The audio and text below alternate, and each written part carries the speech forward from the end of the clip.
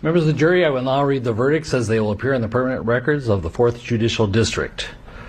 State of Minnesota, County of Hennepin, District Court, 4th Judicial District. State of Minnesota Plaintiff versus Derek Michael Chauvin, Defendant. Verdict, Count 1. Court file number 27, CR 20-12646. We, the jury, in the above entitled matter as to Count 1, unintentional second-degree murder while committing a felony, find the defendant guilty. This verdict agreed to this 20th day of April 2021 at 1:44 p.m. Signed, juror foreperson, juror number 19. Same caption, verdict count 2. We, the jury, in the above entitled matter as to count 2, third-degree murder, perpetrating an eminently dangerous act, find the defendant guilty. This verdict agreed to this 20th day of April 2021 at 1:45 p.m. Signed by jury foreperson, juror number 19. Same caption, verdict count 3. We, the jury, in the above entitled matter as to count 3, second-degree manslaughter, culpable negligence, creating an unreasonable risk, find the defendant guilty. This verdict agreed to this 20th day of April 2021 at 1:45 p.m. Jury foreperson 019. All right, guys, this is my initial reaction to the verdict, right, of the Derek Chauvin trial. And as you guys saw, he was found guilty on all 3 counts, second-degree murder, third-degree murder, and manslaughter. And I got to tell you guys, I am surprised, okay? I am very, very, very surprised because I told you, I don't know, right? I had no clue how this thing was going to go. But if I was a betting man, I would just say, you know, hey, they're probably going to get him on manslaughter, right? Because, you know, at the end of the day, I mean, this type of conviction for a police officer is unprecedented. It really is. So, you know, there's a lot of questions, right? There's a lot more questions than answers that I have at this moment. But I will say this. One of the main questions I do have is how fast the jury deliberated on this and decided on this. Okay, I mean, it took them, what, 10, 11 hours, right? I mean, that was no time. I was expecting this thing to be dragged on to at least Thursday, okay? That's what I was expecting. As far as high profile as it is for what was at stake, I really was expecting this to drag on for a while, right? But, I mean, apparently these guys must have been very, very convinced by the prosecution that this man is guilty of second, third degree and manslaughter, right? So, you know, it is what it is, right?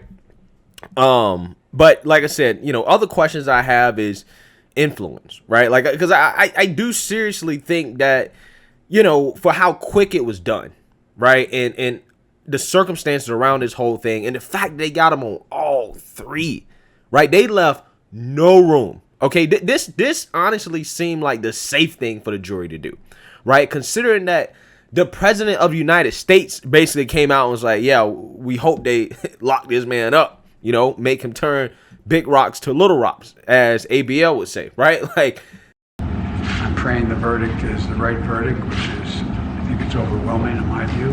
I wouldn't say that, but the jury was sequestered now. In all fairness to Biden, he did wait, right, until the jury couldn't, you know what he said to say that. But my point is the same, right? Like, you had a lot of public officials like the mayor, you know, like Maxine Waters, you know, other people basically coming out and saying, hey, listen, like, you know, if this is not, you know, guilty, right? Guilty of murder, not manslaughter, right? But if he's not guilty of murder, then, you know, X, Y, and Z.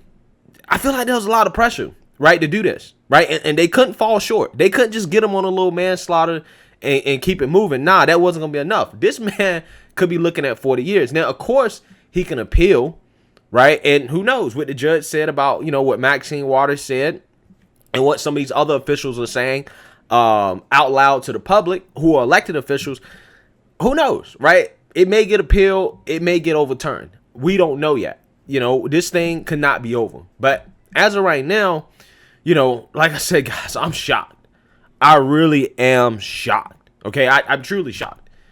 And, you know, it just seems like this guy was a sacrificial lamb, right? For real, with Derek Chauvin. It really does feel that way. It feels like this was something that was kind of forced, that it was like, you know what? this guy's going down because we want to stop dealing with this, right? We don't want to deal with this in the future. We don't want to deal with riots and protests. We just want to move on from this. Okay. And again, like I said, guys, this was essentially the safe decision for the jury. Now, again, me personally, like I said, I think, manslaughter or maybe even third degree murder at max would have been fair. And we know for a fact that they charged them with second degree because of public pressure, right? At first, it was just third degree and manslaughter, right? But they tacked on that second degree, right? Kicked it up because of public pressure. But it is what it is at this point. And who knows? Will these people be satisfied with this stuff? Maybe, right? Maybe they will. Maybe they won't, right? Maybe they'll still riot and protest in the streets. Maybe they'll go home and get back to their lives and doing their thing. I don't know. They probably will anyways. But, I will say this before I close this video. I'm seeing a lot of immediate reactions from people on YouTube about this. And I'm going to tell y'all, man, a lot of people get really emotionally caught up on this stuff either way. I really would advise people, don't get emotionally caught up in this stuff, right? Don't get tied down to it, because it really will drive you to a dark place. Okay, you see how obsessed these super woke revolutionaries are, where they act like their lives are ending, right? And that they're immediate danger. The reason why is because they're obsessed with this stuff. Okay, and you got people that's gloating on Twitter right now, bragging, right? Going in, doing victory laps on this thing. Okay, and then you got people that's angry and upset because it didn't go the way they wanted it to go. But regardless, the way I look at it is either way, I'm gonna continue doing me.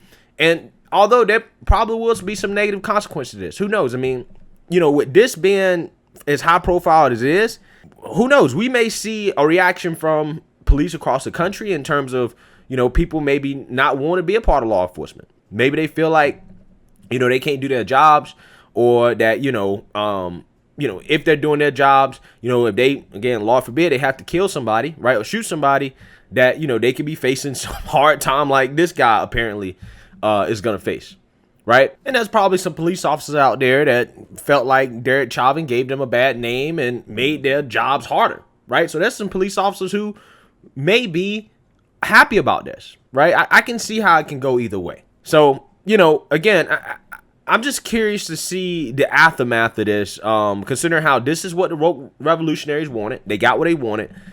Let's see what happens after this. Let's see if, things start to calm down or if things ratchet up even more. So who knows? But let me know what you guys think. Make sure you like, comment, and subscribe. Most importantly, share a Black conservative perspective. Peace.